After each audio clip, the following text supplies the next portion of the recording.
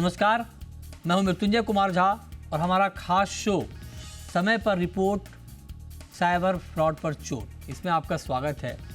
और ये शो आपके लिए देखना समझना इसलिए बहुत ज़रूरी है क्योंकि साइबर ठगी अब देश में महामारी का रूप ले चुकी है। इस साल जनवरी से अप्रैल के बीच साइबर ठगों ने लोगों को 1750 करोड़, जी हाँ 1750 करोड़ रुपए का चूना लगाया है। लेकिन एक अच्छी बात यह है कि गोल्डन आवर में ठगी की रिपोर्ट करने से पुलिस को 100 करोड़ रुपए रिकवरी में भी मदद मिली है। ये एक बहुत महत्वपूर्ण बात है।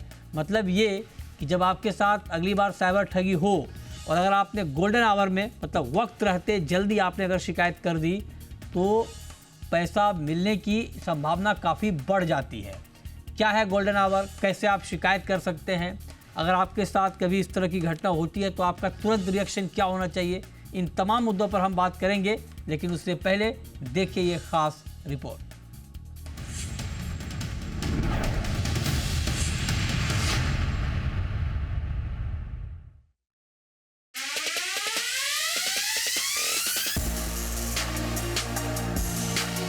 हम साइबर फ्रॉड से बचने का एक उपाय ढूंढते हैं तो जालसाज ठगी का दूसरा तरीका निकाल लेते हैं।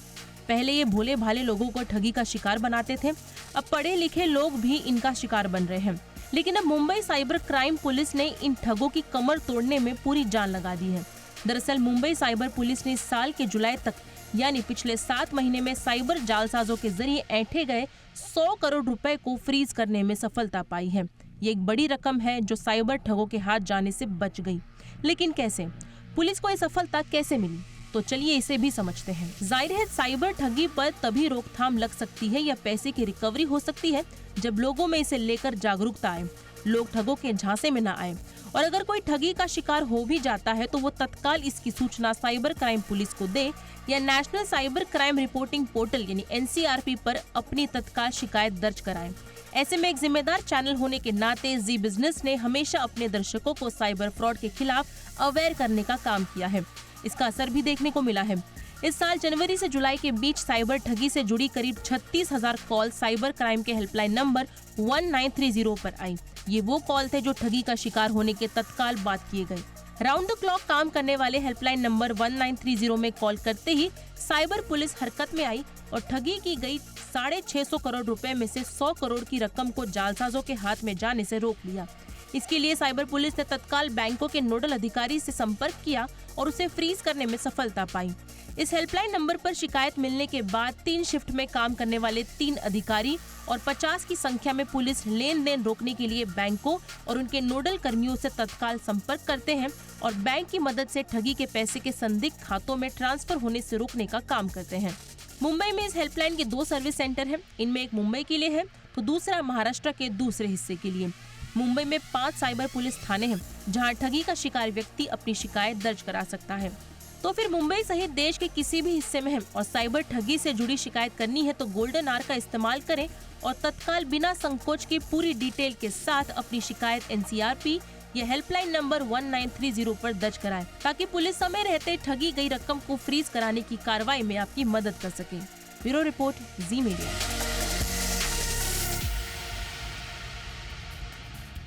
और आइए अब आप इस पर चर्चा की शुरुआत करते हैं। और आज की चर्चा में हमारे साथ मेहमानों का एक खास पैनल है। हमारे साथ जुड़ रहे हैं संजय शिंत्रे साहब जो कि deputy inspector general of police हैं साइबर महाराष्ट्र के।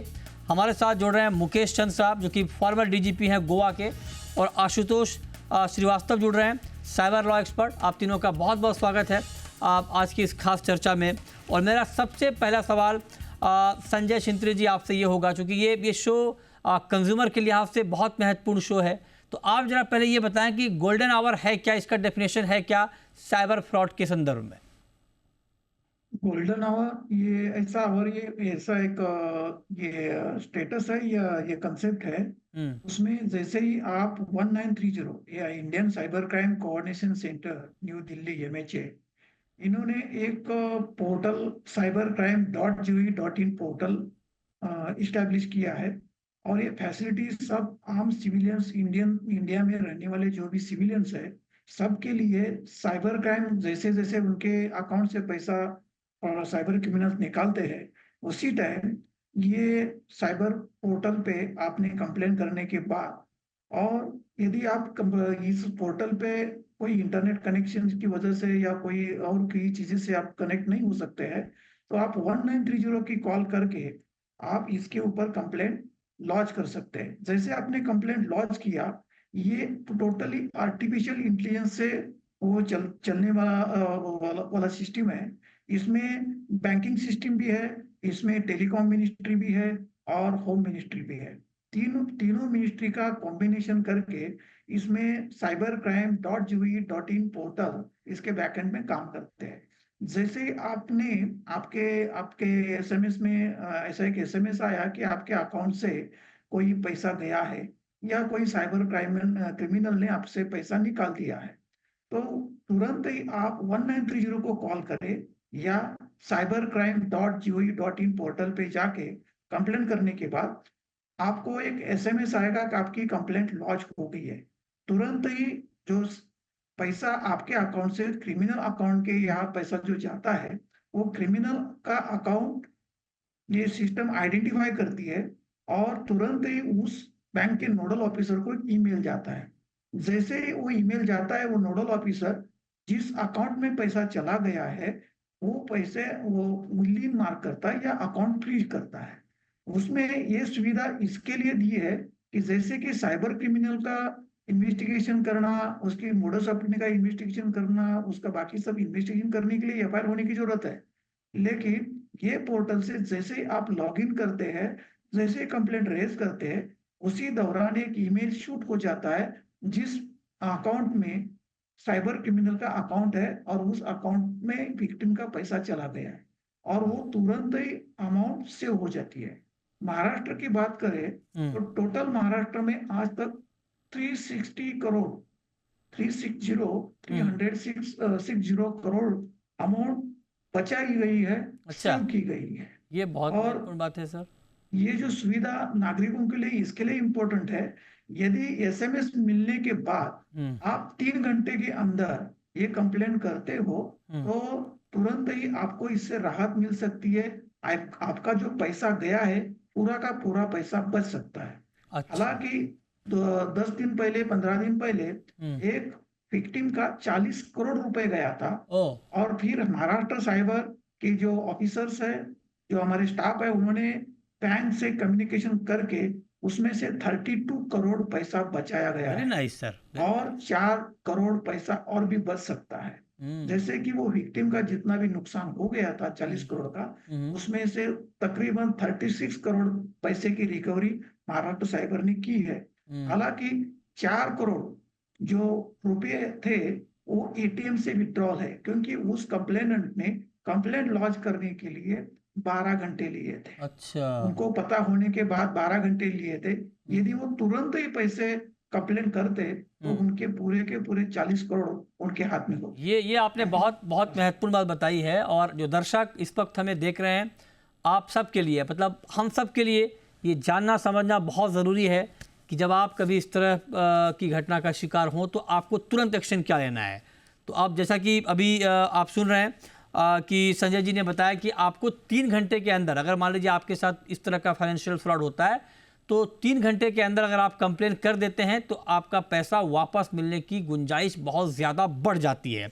अब जरा मुकेश चंद्र जी, सर आपने भी बहुत काम किया है साइबर क्राइम के ऊपर। आप जरा बताइए सर कि ये तो एक ठीक है कि गोल्डन आवर में आपने कंप्लेन कर दिया, कंप्लेन के वक्त डिटेल क्या मांगे जाते हैं ताकि जिनके साथ इस तरह की घटना हो वो अलर्ट हों और वो उस तरह का इंफॉर्मेशन तुरंत इकट्ठा करें और आपको शेयर करें? तो क्या क्या डिटेल देना होता है सर कंप्लेंट के वक्त? देखिए, जैसा डीआईजी साहब ने, मिस्टर संजय ने बताया कि सबसे पहला काम 1930 पे कॉल करना है और बेसिक इन्फॉर्मेशन, आपका फ़ोन नंबर, किस नंबर से आपको कॉल आई, किस बैंक अकाउंट में पैसे ट्रांसफ़र किए या किस यूपीआई में पैसे ट्रांसफ़र किए, उसका ट्रांजैक्शन आईडी वगैरह, ये इन्फॉर्मेशन देनी होती है। ये सारा प्रोसेस जैसे 112 है, सिस्टम है पुलिस का, कंट्रोल रूम का, ऑपरेटर उठाता है और ऑपरेटर वो सारी चीज़ें नोट करता है और उसके बाद जैसा मिस्टर संजय ने बताया, ये ऑटोमेटिक प्रोसेस है, ये होता है बहुत बड़ी डिटेल जो हैं वो बाद में आपको देनी पड़ती हैं जो cybercrime.gov.in पे। और जैसा गोल्डन आवर का कंसेप्ट है ट्रैफिक एक्सीडेंट से लिया हुआ कि विद इन 3 आवर्स अगर आप रिपोर्ट करते हैं तो आपके रिकवरी के चांसेस काफ़ी ज़्यादा होते हैं। लेकिन इसमें जो आम तौर पे देखा गया है कि प्रैक्टिकल जहां मैं बहुत सारे जो विक्टिम्स हैं का साइबर क्राइम के उनके संपर्क में रहता हूं, तो ये जो प्रोसेस है यहाँ तक ये मैनुअल है, इसमें ह्यूमन ऑपरेटर है और उसमें भी काफ़ी डिले होती है, जबकि जो मनी ट्रांजैक्शन है वो इंस्टेंट है। इंस्टेंट वहाँ जो क्रिमिनल्स बैठे हैं जैसे ही उनके अकाउंट में पैसा आता है वो डिफरेंट अकाउंट्स में डाइवर्ट करते हैं और at the click of the button वो ट्रांसफर करते हैं। तो मेरा एक सुझाव है जो cybercrime.gov.in और 1930 साइबर क्राइम कोऑर्डिनेशन सेंटर के लिए कि इस प्रोसेस को भी हमें ऑटोमेट करने की ज़रूरत है। ऐप बेस्ड इंफॉर्मेशन दी जाए जहां बेसिक मिनिमम इंफॉर्मेशन को तुरंत पास करना चाहिए। अगर जैसे इसका उदाहरण अगर हम ले 112 पे कि कहीं कोई वारदात हुई है तो क्या वारदात हुई है, किस लोकेशन पे हुई है, इतनी इंफॉर्मेशन देते ही जो पीसीआर की गाड़ी है वो तुरंत रवाना हो जानी चाहिए। डिटेल्ड एफआईआर बाद में लिखी जाती है ताकि तुरंत मदद पहुंच सके। साइबर क्राइम के विषय में जब हम देखें तो ये इंफॉर्मेशन ऐप के माध्यम से तुरंत जाए और बाकी जितने चैनल्स हैं, जो सिम कार्ड कंपनीज हैं, जो बैंक अकाउंट्स हैं, जो यूपीआई होल्डर्स हैं, इन सब के पास ऑटोमेटिक जानी चाहिए, ना कि एसएमएस से, ना कि उनके संपर्क किया जाए उनके साथ। और जो फ्रीजिंग का प्रोसेस है वो ऑटोमेटिक होना चाहिए। ये बड़ी खुशी की बात है कि इसमें एआई की मदद ली जा रही है, लेकिन मैं समझता हूँ कि इसमें और बहुत ज़्यादा इम्प्रूवमेंट की ज़रूरत है ताकि automation on multiple platforms in multiple operators and stakeholders के यहाँ पे होना चाहिए। ये तो एक बात। दूसरी बात ये है कि ये फाइनेंशियल ट्रांजैक्शंस हैं, ये बिग डाटा एनालिसिस के माध्यम से इनको ट्रैक किया जा सकता है। अकरेंस से पहले, साइबर क्राइम होने से पहले ही इनको प्रेडिक्ट किया जा सकता है और पकड़ा जा सकता है। तो यहाँ भी काफ़ी काम करने की ज़रूरत है। और जो लास्ट पॉइंट है, जैसा इंसिडेंट हुआ, उसकी एफआईआर हुई, उसमें रिकवरी हुई, उसके बाद उसका प्रोसिक्यूशन हुआ, उसमें उसको सजा मिली, तब जाके ये पूरा प्रोसेस कंप्लीट होता है। मैं समझता हूँ हर स्टेज पे कहीं ना कहीं गैप्स हैं, उनको भी हमें पूरा करने की ज़रूरत है। बिल्कुल सर, ये बहुत महत्वपूर्ण सुझाव आप लोगों की तरफ से आ रहे हैं। अब आशुतोष जी आप बताइए सर, क्या ये जो 1930, ये मैं अपने ऑडियंस को बता भी रहा हूँ कि 1930 ये नंबर है जिस पर आप कॉल करके तुरंत कंप्लेंट दर्ज कर सकते हैं। ये यूनिवर्सल नंबर है सर, देश के किसी भी कोने पर 1930 पर डायल कर सकते हैं आशुतोष जी? जी देखिए, बिल्कुल 1930 जो है इसको काफी अवेयरनेस में लाया गया है टाइम टू टाइम। देखिए पहले तो लोग डायरेक्टली साइबर सेल में जाकर के कंप्लेंट करना पड़ता था उनको पहले, और बहुत बार कंप्लेंट लेने में या रजिस्टर करने में भी परेशानियां आती थी। तो इसको थोड़ा सिंप्लीफाई किया गया है कि ईमेल द्वारा या 193 द्वारा जो है लोग अब अपना कंप्लेंट रजिस्टर कर सकते हैं, और लोग करते हैं। और देखा जाता है जैसे पहले थोड़ी समस्या भी आती थी, कभी नहीं चल रहा हो नंबर या नहीं लग रहा हो नंबर, बट उस पे भी मुझे लगता है कि काफी इम्प्रूवमेंट किया गया है।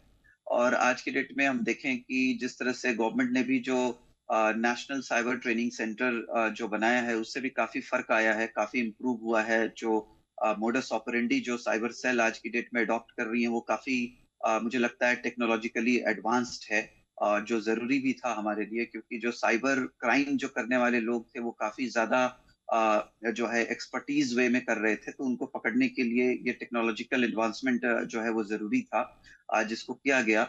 और मुझे लगता है कि साइबर सेल आज की डेट में एक बहुत अच्छा काम कर रही है पुलिस। और इसके साथ साथ जो बैंक्स हैं और जो पेमेंट गेटवेज हैं वो भी उनको काफी सपोर्ट कर रहे हैं, क्योंकि अगर कोई कंप्लेंट आता है 1930 पे कि काफी बड़ा अमाउंट उनका जो है उन्होंने ट्रांसफर किया है या उनके अकाउंट से ट्रांसफर कर दिया गया है, और उसके बाद जो है साइबर सेल जो पुलिस की है वो हरकत में आती है, और वो तुरंत जो है कंसर्न्ड बैंक को जो है नोटिफिकेशन जाता है कि आप जो है जिस भी अकाउंट में ये पैसा गया है उस अकाउंट को सीज कीजिए। और कभी कभी बाय द टाइम, जैसे मेरे अभी मित्र ने बताया कि उस अकाउंट से ऑलरेडी वो अलग अलग दूसरे अकाउंट्स में भी चला जाता है।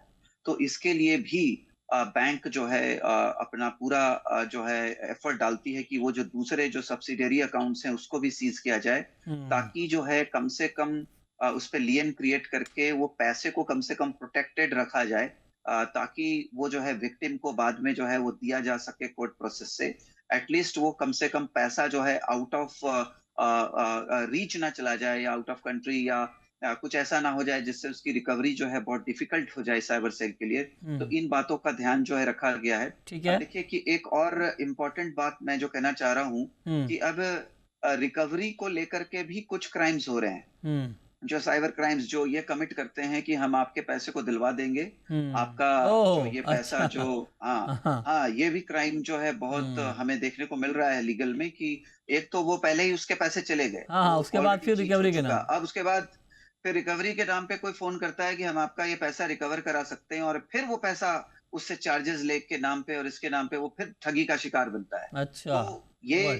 तो ये जो चेन है काफी लंबा है, और मुझे लगता है कि ये इस तरह के जो प्रोग्राम्स जो होते हैं जिससे लोगों में अवेयरनेस की जो जरूरत है, जो राइट सर, उसके वजह से काफी फर्क पड़ा है, और मुझे लगता है और आगे फर्क पड़ेगा इसके अंदर। ये बहुत ज़रूरी सवाल है और जो बात यहाँ पर हो रही है, लेकिन उससे भी बड़ा सवाल ये है, क्योंकि बहुत महत्वपूर्ण चर्चा हो रही है, और हम लोगों को साइबर फ्रॉड के बारे में क्या जानना चाहिए, उससे बचने के क्या उपाय हैं, और गोल्डन आवर में जो हम बात कर रहे हैं कि अगर आप कंप्लेन करते हैं तो आपके पैसे वापस मिलने की संभावना काफ़ी ज़्यादा बढ़ जाती है। मैं आपसे जानना चाह रहा हूं सर कि मान लीजिए किसी के साथ साइबर फ्रॉड होता है, अगर मैं तुरंत मान लीजिए फ़ोन कर लूं 1930 पे, तो क्या 1930 पर कॉल करने के बाद अगर डिटेल हमने बता दिया तो काफ़ी है, या हमें वहाँ पर फ़ोन करने के अलावा cybercrime.gov.in पे जाके भी डिटेल डालना है? दोनों जगह करना है या एक जगह काफ़ी है? नहीं, लाइन तो पोर्टल तो वही है।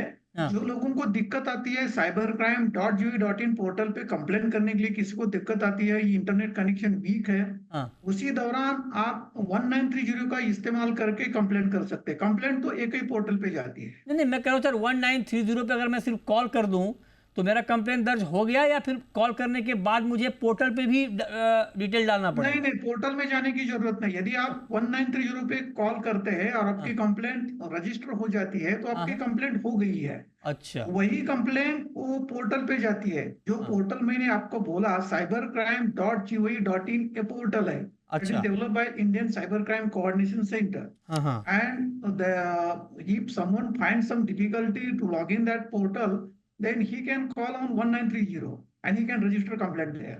ओके, तो ये बात क्लियर है कि अगर आपने कॉल कर दिया 1930 पे, आपका कंप्लेन रजिस्टर हो गया, तो फिर दोबारा आपको डिटेल डालने की ज़रूरत पोर्टल पे नहीं है, राइट? अच्छा, एक बात सर, हाँ सर, क्या इसकी मतलब मैं ये जानना चाह रहा हूँ कि क्या ये सिर्फ फाइनेंशियल क्राइम के लिए है ये 1930 या ये पोर्टल, या किसी और भी तरह का अगर साइबर फ्रॉड होता है डॉक्यूमेंट के लेवल पे, या ईमेल हैक हो गया, या कुछ और ज़रूरी कागजात, तो उसके लिए भी कंप्लेन कर सकते हैं इस नंबर पे? 1930 ये जो फैसिलिटी है खाली फाइनेंशियल फ्रॉड के लिए है। अच्छा। लेकिन cybercrime.gov.in जो पोर्टल है, इसमें crimes against women and child, they can also register crime there. Whenever you register crime on that portal, that automatically identifies your location, and automatically that complaint go to your local politician where you are near, which is nearby to your location. अच्छा sir, financial crime को कुछ describe किया गया है क्या, कि कितने तरह के फाइनेंशियल क्राइम इसमें कवर हैं? In a cybercrime.gov.in portal, that is NCRP, National Cybercrime Reporting Portal. In that portal, there are two verticals. One vertical is for crime registration of crime against women and child, and another vertical for financial fraud. But considering the time limit, that is golden hour, that is 3 hours, you have to register a complaint there. For that, 1930 additional facilities provided to register financial fraud. अच्छा, एक बात sir, और एक सवाल मेरे मन में और आ रहा है। To register the regular crimes against women and child, they can raise complaint on that portal only. There are two verticals. अच्छा, एक बात और सर, कि जैसे हम फाइनेंशियल क्राइम की बात कर रहे हैं, तो मान लीजिए किसी ने मेरा अकाउंट हैक कर लिया, वहाँ से पैसे निकाल लिए, ये तो ठीक समझ में आता है। कई बार ये होता है कि आपके ATM की अदला बदली करके पैसे निकाल लेते हैं, तो क्या उसका कंप्लेंट भी यहाँ दर्ज हो सकता है?